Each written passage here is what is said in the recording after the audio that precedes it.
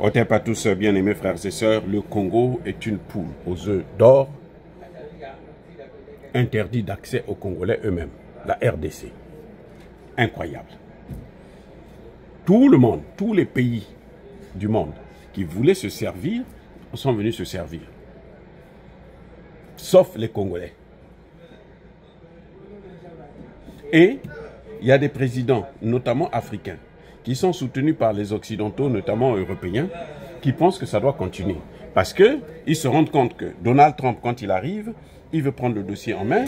Donald Trump va priver les Européens de l'accès de ces matières premières.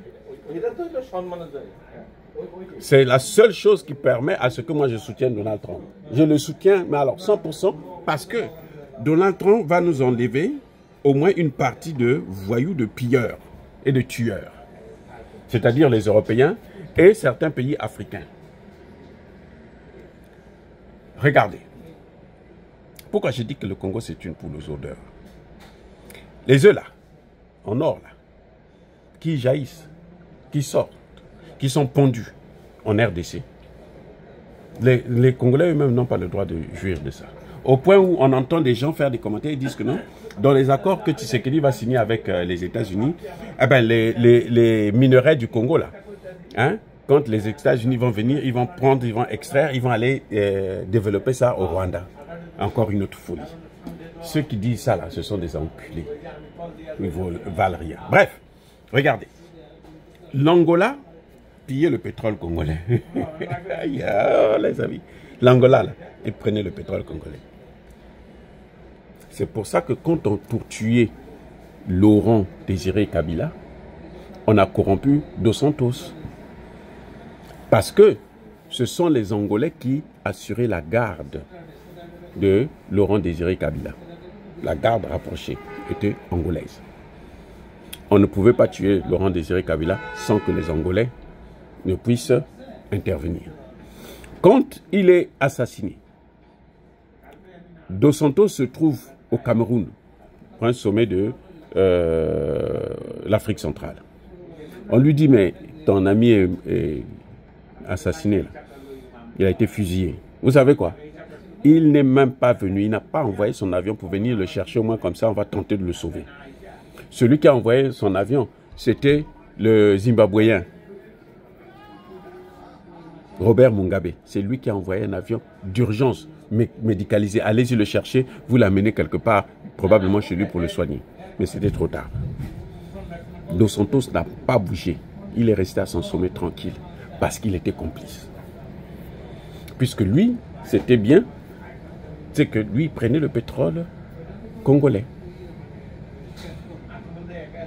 Kagame, lui, c'est même pas la peine, lui il s'est illustré parce que lui, il massacrait 18 millions de morts, 20 millions.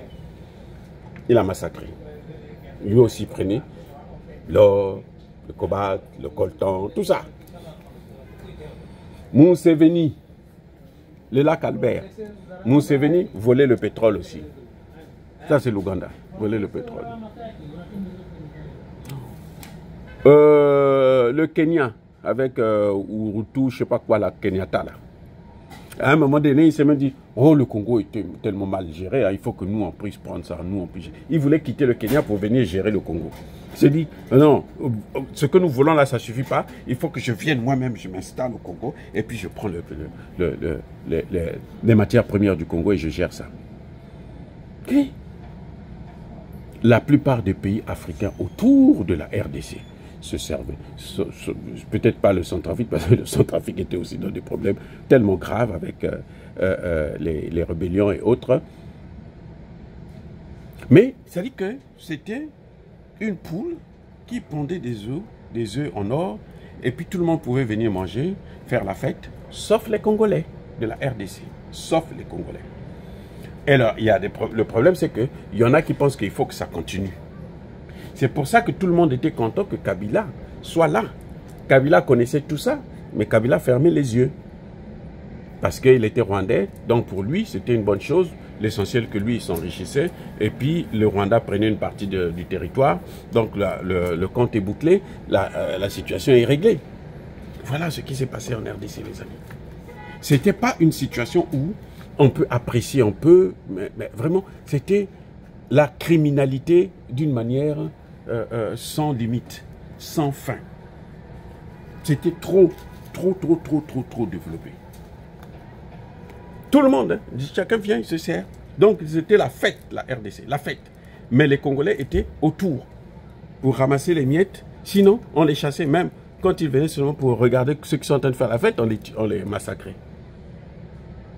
Et ils veulent ça continuer. Sans compter, je ne parle pas des Européens, je parle d'abord des Africains. Oui. Et c'est pour ça que vous voyez que là, tous les pays africains là, ne veulent pas que Trump puisse régler ça. Trump puisse rentrer dans ces... Parce que la particularité de Trump, c'est que quand lui va signer les accords avec la RDC, là, les Européens n'auront plus rien, les pays africains là aussi n'auront plus rien. Voilà la particularité de Trump. Il veut tout prendre. Il est gourmand. Mais cette gourmandise là, nous apprécions. Parce qu'au moins, ça pourra nous apporter la paix. Puisque Tshisekedi les a coincés. Tshisekedi leur a dit, venez prendre des matières premières directement, au lieu de massacrer les peuples. Mon peuple, vous n'avez plus besoin de massacrer, venez prendre ça. Je vous donne ça. Le même contrat que vous avez avec Kagame là. Moi, je vous donne ça. Et puis, laissez mon peuple tranquille. C'est la stratégie. Et pour ça que je soutiens Tshisekedi, c'est pour ça que je suis d'accord avec ces accords. Mais sinon, pour développer le Congo, ce sera une affaire des Congolais. Ils n'ont qu'à arrêter la corruption, réformer l'armée, réformer l'administration, et puis le Congo sera développé. Voilà ce qui est en train de se passer. Donc cette affaire-là, cette fête-là, maintenant les Américains veulent mettre un terme à ça. Ils ont sifflé la fin de la récréation. La fête est terminée. Le dîner de gala est fini. Rentrez chez vous. Les amis, soyez bénis.